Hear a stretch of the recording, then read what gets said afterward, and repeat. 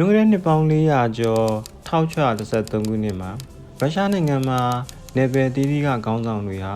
ပြည်သူ့လွှတ်တော်စည်းဝေးကြီးကိုကျင်းပခဲ့ကြပြီးရုရှားပြည်ကြီးကိုပြန်လည်စုစည်းနိုင်ဖို့အတွက်အသက်16နှစ်အရွယ်မိုက်ကယ်ရိုမန်နော့ကိုဇာဘီယံအဖြစ်တညီတညွတ်ထဲရွေးချယ်တင်မြှောက်ခဲ့ကြပါတယ်။ရိုမန်နော့မင်းဆက်ဟာကမ္ဘာသမိုင်းမှာ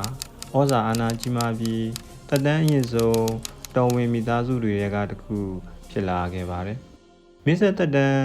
304နှစ်အတွင်းမှာဘုရင်နဲ့ဘုရင်မပေါင်း20ခန်းအုပ်စိုးခဲ့ကြပြီး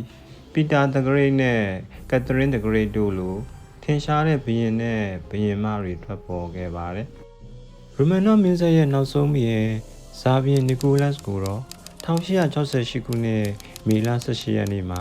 စိန့်ပီတာစဘတ်မြို့ဇာကိုစီလိုဒေသမှာရှိတဲ့အလက်ဇန္ဒာနန်းတော်မှာမွေးဖွားခဲ့တာဖြစ်ပါတယ်။နီကိုလတ်ရဲ့ဖခင်ဟာတတိယမြောက်အလက်ဇန္ဒာဖြစ်ပြီးမိခင်ကတော့ဒိမတ်မင်းသမီးမာရီယာဖီယိုဒိုရော့ဖနာဖြစ်ပါတယ်။နီကိုလတ်ဟာ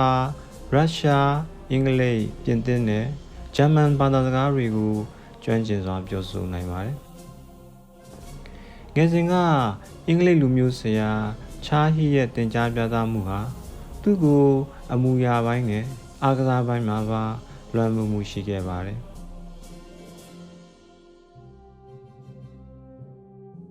ဒါပေမဲ့သူ့ရဲ့အတွေးခေါ်ပေါ်မှာတော့ရှေးရိုးဆွဲဥပဒေပါမောက္ခကွန်စတန်တင်ပိုဗီဒိုနော့စတက်ကအများဆုံးလွှမ်းမိုးခဲ့ပြီးသူဟာရုရှားရဲ့နိုင်ငံရေးဟာဒီမိုကရေစီနဲ့မသင့်တော်ဘူးလို့ယုံကြည်ခဲ့သူတစ်ယောက်ဖြစ်ပါတယ်။နီကိုလတ်ဟာ1894ခုနှစ်မှာဂျာမန်မင်းသမီးအလက်ဇန္ဒရာဖီယိုဒိုရော့ဖနာနဲ့လက်ထပ်ခဲ့ပါတယ်။နီကိုလတ်နဲ့ဇနီးဖြစ်သူအလက်ဇန္ဒရာတို့မှာသားသမီး5ဦးထွန်းကားခဲ့ပြီးသမီးတော်4ဦးမှာအိုလဂါတာတီယာနာမာရီယာအနက်စတာစီယာတို့ဖြစ်ပြီးငယ်ဆုံးသားလေးကတော့အလက်က်ဆီဖြစ်ပါတယ်1894ခုနှစ်အတွင်းမှာပဲဖခင်ဖြစ်သူကွယ်လွန်သွားတဲ့အတွက်နီကိုလတ်ဟာအသက်26နှစ်အရွယ်မှာပြင်ဆင်ထားခြင်းမရှိဘဲနဲ့ဒုတိယမြောက်ဇာဘီယံဖြစ်လာခဲ့ပါတယ်ဖခင်ကွယ်လွန်ပြီး2နှစ်ကြာ1896ခုနှစ်မေလ26ရက်နေ့မှာနီကိုလတ်ဟာသူ့ရဲ့နန်းပိသိက်ခံယူပွဲကိုကျင်းပခဲ့ပါတယ်နန်းပိသိက်ခံပွဲအပြီး4ရက်အကြာ1896ခုနှစ်မေလ30ရက်နေ့မှာမော်စကိုမြို့ပြင်ရှိကိုရင်ဂါကွင်းမှာပြည်သူများအတွက်အခမဲ့စားသောက်ဖွယ်ရာများနဲ့အမှတ်တရလက်ဆောင်များပေးဝေမယ်လို့ကြေညာခဲ့ပါတယ်။လူပေါင်း9သိန်းခန့်ဟာကွင်းတွင်းမှာစုဝေးမိကြပြီးလူအုပ်ကြီးဟာရှေ့သို့အတင်းတိုးရာကနေဂျက်ခွက်ရှိတဲ့နေရာတွေကိုပြုတ်ကျသွားပြီးထပ်ဆင့်နေမိကြရမှာလူပေါင်း1389ဦးတည်ဆုံးခဲ့ပြီးထောင်နဲ့ချီကဒဏ်ရာရခဲ့ကြပါတယ်။နီကိုလတ်ဟာဒီဖြစ်ရပ်ကြောင့်အလွန်စိတ်မကောင်းဖြစ်ခဲ့ပေမဲ့သူ့ရဲ့အကြံပေးတွေနဲ့ဦးလေးဖြစ်သူတွေကညနေခင်းပွဲကိုဆက်လက်ကျင်းပတင်ကြောင်းနဲ့ပြင်သစ်တန်ရုံးကကာပွဲကိုတက်ရောက်တင်ကြောင်းတိုက်တွန်းခဲ့ကြပါတယ်။ပြည်သူတွေကသူတို့ရဲ့ဆွေမျိုးသားချင်းတွေတည်ဆုံနေချိန်မှာဇာဘီယံကပျော်ပွဲရွှင်ပွဲတက်ရောက်နေခြင်းကိုပြင်တွေ့ကြသိရတဲ့အခါသွေးအေးတဲ့မင်းဆိုးမင်းကြီးအဖြစ်စတင်ရှုမြင်လာကြပါတယ်။ဒါအပြင်ဇာဘီယံလက်ထက်မှာစက်မှုလုပ်ငန်းတွေထွန်းကားလာပေမဲ့အလုပ်သမားတွေနဲ့တောင်သူလယ်သမားတွေရဲ့ဘဝကတော့ဆိုးရွားနေခဲ့ရပါတယ်။1905ခုနှစ်သွေးစွန်းသောတနင်္ဂနွေနေ့မှာငြိမ်းချမ်းစွာဆန္ဒပြသူတွေကိုစစ်တပ်က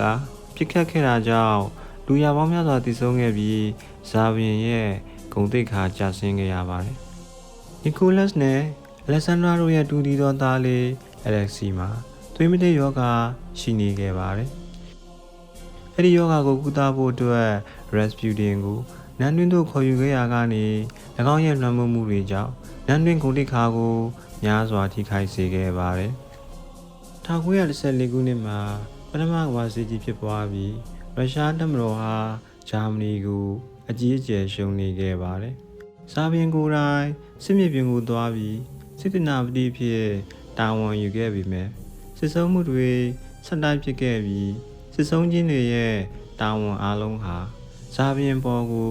တိုက်ရိုက်ကြရောက်လာခဲ့ပါတယ်စစ်သားတွေတန်းနဲ့ချီပြီးတေဆုံးခဲ့ရတဲ့အတွက်စစ်တပ်အတွင်းမှာဇာဘီယံပေါ်ကိုတစ္ဆာဆောင်တည်မှုတွေကျဆင်းသွားခဲ့ပါတယ်ပထမကမ္ဘာစစ်ပွဲကြောင့်ရုရှားနိုင်ငံအတွင်းစီးပွားရေးကျဆင်းခဲ့ပြီးမြို့ကြီးတွေမှာအစားအစာနဲ့လောင်စာဆီပြတ်လတ်ခဲ့ပါတယ်ပြည်သူတွေဟာပမိုးရဖို့တန်းစီရင်ငတ်မွတ်မှုတွေကိုဝမ်းနဲ့စိတ်ပြတ်လာကြပါတယ်နောက်ပိုင်းမှာပထမကမ္ဘာစစ်တွင်ရှုံးနေခဲ့မှုတွေပြည်သူများစုစားနပ်ရိက္ခာပြတ်လတ်ခဲ့မှုတွေကြောင့်1919မှာဗလာဒီမီယာလီနင်ဦးဆောင်တဲ့ရုရှားတော်လှန်ရေးကြီးဟာအောင်နိုင်သွားခဲ့ပြီးဇာဘီယံနီကိုလတ်ဟာမတ်လ15ရက်နေ့မှာသူ့ရဲ့ဒီနန်းကိုစွန့်လွတ်ခဲ့ရပါတယ်အာဏာရလာတဲ့ဘော်ရှီဗစ်တွေဟာဂျာမနီနဲ့ငြိမ်းချမ်းရေးယူပြီးစစ်ပြေးငြိမ်းလိုက်ကြပါတယ်1918ခုနှစ်ဇူလိုင်လ18ရက်နေ့မနက်စောစောမှာဇာဘီယံနဲ့မိဖုရားသားသမီး9ဦးနဲ့အစီကံတွေကိုဘော်ရှီဗစ်တွေကမြေရောက်ခန်းတစ်ခုအတွင်းမှာတနက်နဲ့လှုပ်ကြံခဲ့ကြပါတယ်1613ခုနှစ်ကစတင်တည်ထောင်ခဲ့တဲ့ရိုမန်နော့မင်းဆက်ဟာနှစ်ပေါင်း300အကြာဒုတိယမြောက်ဇာဘီယံနီကိုလက်ထက်မှာအဆုံးသတ်သွားခဲ့ပါတယ်1998ခုနှစ်ဇူလိုင်လ18ရက်သူတို့လှုပ်ကြံခံရခြင်း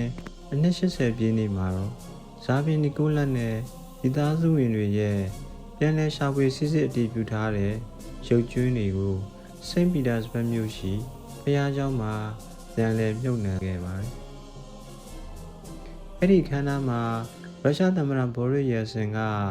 ဒီကနေ့ဟာရုရှားနိုင်ငံအတွက်သမိုင်းဝင်နေ့တစ်နေ့ဖြစ်ပါတယ်နှစ်ပေါင်းများစွာကြာအောင်ဒီကြောင့်မဲ့ဖွယ်ရာဇဝတ်မှုနဲ့ပတ်သက်ပြီးကျွန်တော်တို့နှုတ်ဆက်နေကြပေမဲ့အခုတော့အမှန်တရားကိုထုတ်ဖော်ပြောဆိုရမှာဖြစ်ပါတယ်လို့ပြောကြားခဲ့ပါတယ်ဇာဘီယံနီကိုလတ်ဟာဖျားခင်ပေးတဲ့အာဏာကိုလက်လွတ်ဖို့ညှင်းဆန်ခဲ့ပြီးခင်းတဲ့အညီစနစ်ကိုပြောင်းလဲဖို့နေကွေးခဲ့တာကြောင့်ရုရှားအင်ပါယာရဲ့နောက်ဆုံးမြစ်ဆက်ကိုညီကုန်းချုပ်စေခဲ့သူအဖြစ်သမိုင်းမှာကျန်ရစ်ခဲ့ပါတယ်။သူရဲ့အုပ်ချုပ်မှုကိုပုံတိုင်းထန်နေတဲ့ပင်လယ်ပြင်မှာလမ်းကြောင်းဟောင်းတိုင်းသာခေါင်းမစွာမောင်းနေနေတဲ့တင်မော်လစင်ဟာနောက်ဆုံးမှာတော့တော်လိုင်းရေးဆိုတဲ့လှိုင်းလုံးကြီးအောက်မှာနေမြုပ်ခဲ့ရတယ်။တော်ဝင်တင်မော်သစင်းလိုပဲတင်စားနိုင်ပါတယ်။ဇာဘီယံနီကိုလက်ရဲ့ရိုမန်နော့မင်းဆက်တက်တုံးခဲ့ရခြင်းဟာဥရောပရှိတအူးဆံမှန်ပြီးစနစ်တွေပြိုလဲမှုများတဲ့ကတစ်ခုအဖြစ်သမိုင်းမှတ်တမ်းတင်ရပါတော့တယ်ခင်ဗျာ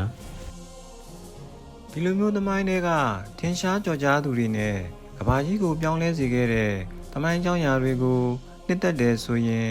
channel လေးကို like and subscribe လုပ်သွားကြဖို့နဲ့မင်္ဂလာရှိတဲ့နေ့တစ်နေ့ဖြစ်ပါစေကြောင်းဆုတောင်းရင်းနောက်အစီအစဉ်တွေမှာပြန်လည်ဆုံတွေ့ကြပါအောင်ဆိုခင်ဗျာ